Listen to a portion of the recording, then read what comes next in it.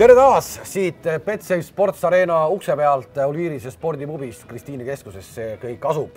Me hakkame vaatama mängudele otsa, mis täna õhtul meid siin ees ootavad ja meistrite liigas selguvad siis poolfinalistid paaridest Porto Liverpool ja Manchester City Tottenham. Ma ütlen kohe alustuseks ära oma koefitsiendid ka, et oleks see asi selge. Porto selles mängus Liverpooli vastu skoorib, on minu arvamus, see on 1,44 ja teine on võib-olla natukene vastu tuult seekord, ütlen, et Tottenham läheb sellest City paarist edasi Cityga mängudes. See on 2,25, nii et ei olegi nii raju koefitsient. Kokku 3,24, millest Betsafe vorbib teie jaoks eraldi jalkakurude koefitsiendi 3,75. Aga nüüd läheb rajuks alles, mis Toomasel tuleb. No nii on jah, et ütlen siis enda omad ka kohe ära, et ma usun, et Liverpool läheb siit edasi, aga ma ei pannud seda oma panustamisse sisse, vaid ma arvan, et Porto seekord lõpuks ometi suudab võita nüüd kodus Liverpooli. Teadupärast nad ei ole Liverpooli seniste 7 mänguga mitte kordagi võitnud, Liverpoolil 4 võitu ja 3 viiki omavahel. Nüüd Porto võtab võidu, Porto võidu koefitsient normaalajal on 3,65 ja siia kõrvale ma panen siis vastupidiselt Kalevile, et ikkagi teisest paarist Manchesterist läheb sellest paarist läheb poolfinaali Manchester City, mitte Tottenham. Seal oleks üksik koefitsient 1,65, kombinatsioonis annab see kokku 6,02 ja kuna ma olen nii hästi ennustanud viimasel ajal, siis tegid Betsafe'i mehed sellest 7,0.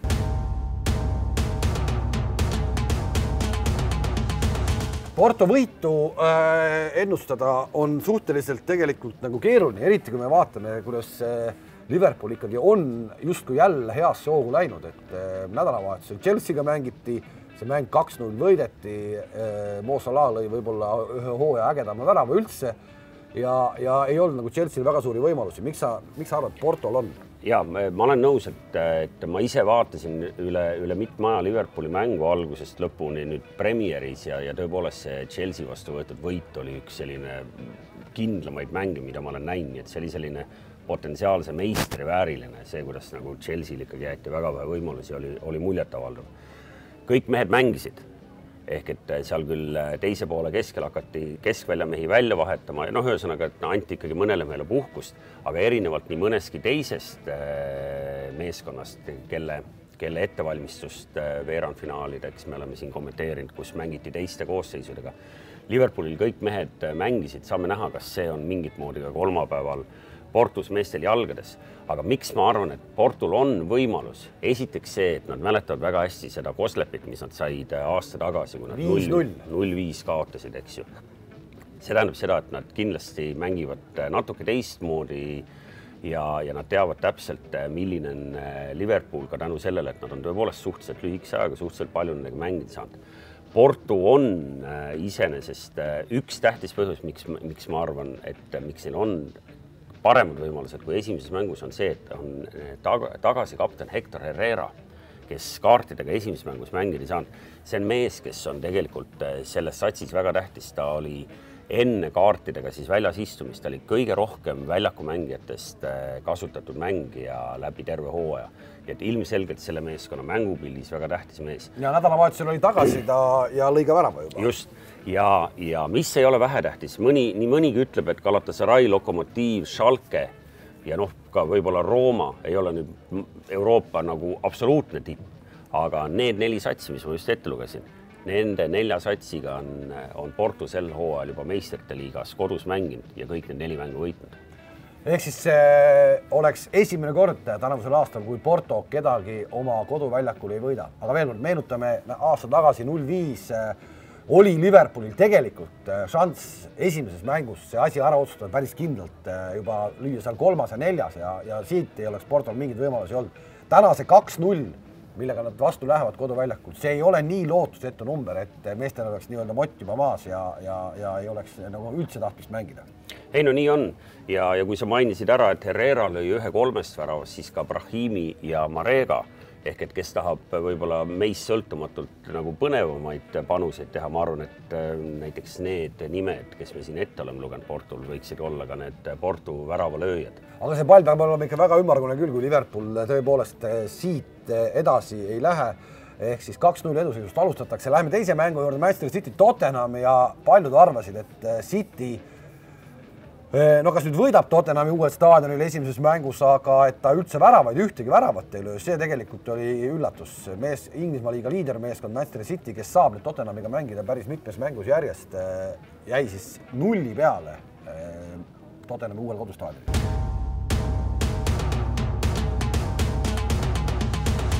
Jah, Guardiolal on mingi traagiline kiiks nende Euroopa play-off mängudega, ehk et põhimõtteliselt võib öelda, et peale Barcelonast peatreeneri kohalt lahkumist on ta ikkagi meistrite liigas ebaõnnestunud ja nüüd on siis taas kord selg vastu seina.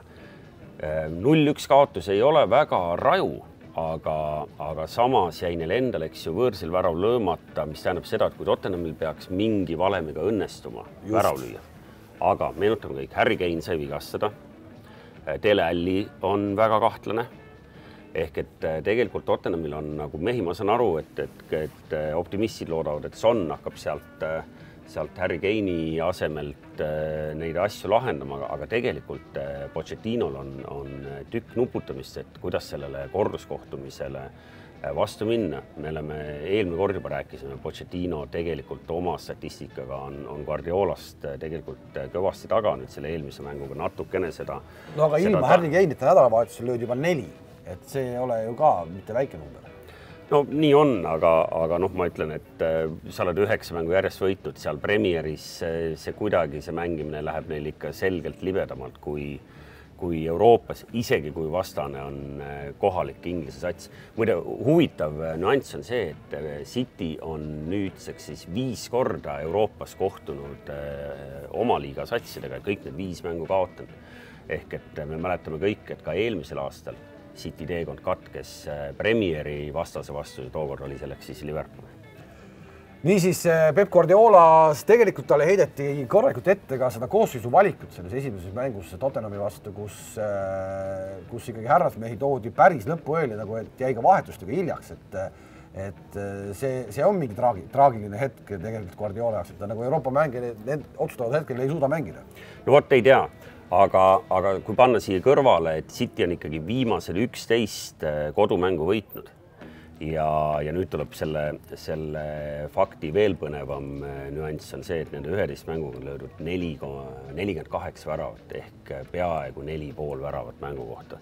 Siis seal kodu ei jätku Tottenhamil ühest. Jah, siis selles mõttes see koduvorm ikkagi nagu, kui vaadata nüüd kõikide sarjade peale kokku, siis see on ikkagi muljet avaldav ja ma usun küll, et nad on seal paremad ja kindlamad ja tagantjärgi tarkus on täppisteadus, aga kui me kasvõi mõtleme, et kui Aguero oleks selle esimese poole penalt ära löönud, võib-olla me täna ei arutaks üldse siin midagi, võib-olla seal oleks olnud see mäng tagurpidi 3-0. Aga täna me arutame teemat, et on viimased 3 mängu Tottenham taga 0 hoidnud. See hakkas siis seeria Crystal Palace'iga peale, siis tuli see City taga 0, kus võttis ära Lorio selle penalti ja siis tuli nädalavahetusel Huddersfieldiga ka 4-0, nii et 3 mängu järjest taga 0, üsna kindel. No Huddersfieldi vastu hoiaks isegi Nõmme Kalju võib-olla taga 0. Poole.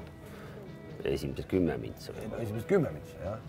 Ei, nii on, ehk et tegelikult meil on väga põnev nagu Premieri satside duell.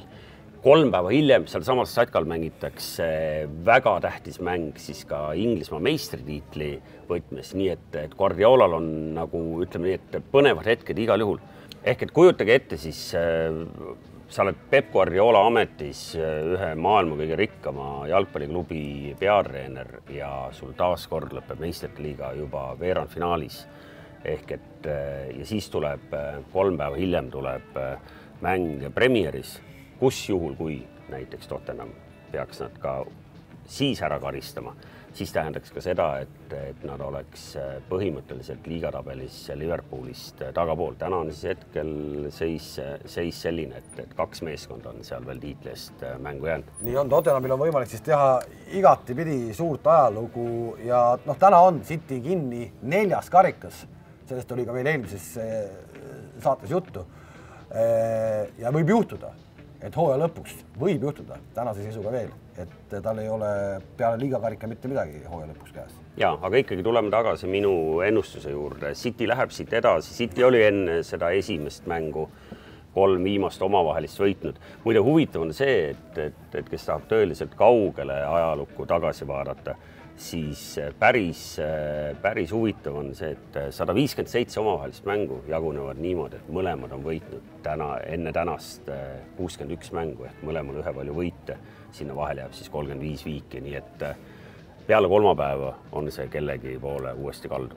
Ja kui me rääkisime sellest Tottenhami naljakast seeriast eelmises mängus ka, eelmise mängu eel, et Tottenhami millegi pärast sellel aastal ei tunnista üldse viigilisi tulemusi, siis tegelikult viigist, ükskõik millisest viigist, neile nüüd Manchester City vastu piisaks. Võib-olla nüüd oleks võimalik võtta see viik siit ära.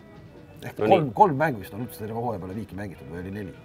Jah, nii on, ehk et liigas üks ainuke ja üldse 49 mängust ainult 4 viiki, nii et Pochettino tõepoolest ei tunnista väga palju viike. Niisiis täna õhtul saame teada, mitu Inglise klubi jõuab meistrite ligast poolfinaali, maksimum 2, võib-olla saab siis 1. Nii on, jah. Liverpoolil selgelt suuremad trumbid käes enne korduskohtumist. Manchester City, Tottenham suhteliselt võrdse seisus. Arvan, et kodumeeskonnal väike eelis.